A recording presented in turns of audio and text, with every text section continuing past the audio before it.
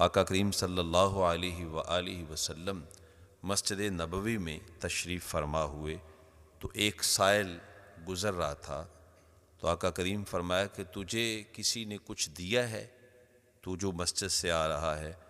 تو اس نے اشارہ کیا کہ وہ شخص جو نماز پڑھ رہا ہے اس نے حالت رکوع میں مجھے یہ انگوٹھی دی ہے۔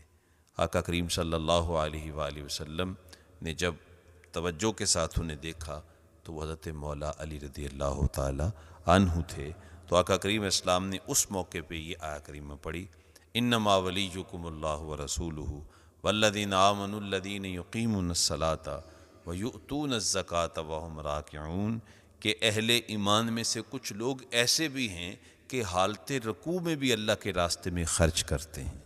یہ کیسا اللہ کی بندگی اور مخلوق خدا پہ شفقت کا کتنا حسین سنگم ہے کہ حالت نماز میں مالک کی بندگی بھی کی جا رہی ہے اور بندوں کی مدد بھی کی جا رہی ہے۔ تو آقا کریم اسلام نے اس آیہ کریمہ کا مصداق حضرت علی پاک رضی اللہ تعالی عنہ کو قرار دیا۔ حضرت علی پاک انسان کی زندگی کے دو مرحلے بڑے اہم ہیں، ایک مرحلہ اس کے آنے کا ہے دنیا میں، اور دوسرا مرحلہ دنیا سے جانے کا ہے۔ انتہائی اہم موقع ہیں انسان کی زندگی کے، لیکن حضرت علی کے آنا بھی باکمال ہے اور جانا بھی بے مثل ہے۔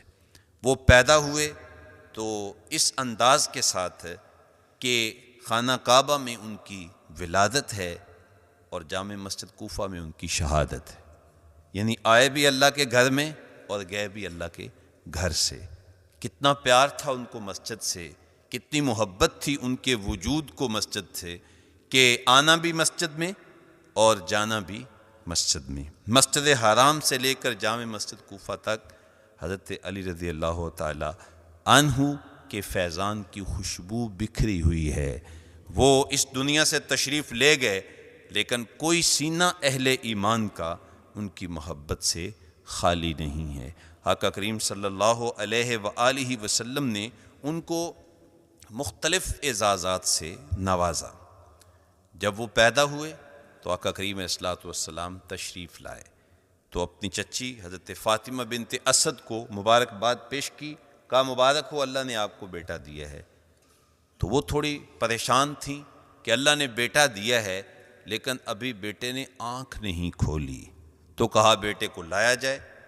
جب لایا گیا تو آقا کریم علیہ السلام نے ان کو اپنی گود میں اٹھایا، ابھی آنکھ بند ہے، لیکن جیسے ہی محبوب کی گود آئی تو علی نے آنکھ کھول لی۔ یہ وہ شخص ہے جس کی آنکھ نے پہلا نظارہ رخ بدوحا کا دیدار دیکھا ہے، یعنی حضور کا دیدار اس شخصیت کا پہلا نظارہ ہے۔ اس نے آنکھ کھولی تو آقا کریم علیہ السلام کے رخ جہاں آرا اور رخ طابہ کا دیدار ان کو نصیب ہوا، یعنی پیدائش مسجد میں اور پہلا نظارہ رخ والضحیٰ کا دیدار ہے۔ پھر حضور کی گود میں وہ پروان چڑھے۔ آقا کریم علیہ السلام نے ان کی خود پرورش کی، آقا کریم علیہ السلام نے خود ان کی تربیت کی، اور پھر انہوں نے آپ صلی اللہ علیہ وآلہ وسلم کے دین کے کام میں ان کی ہمیشہ مدد کی۔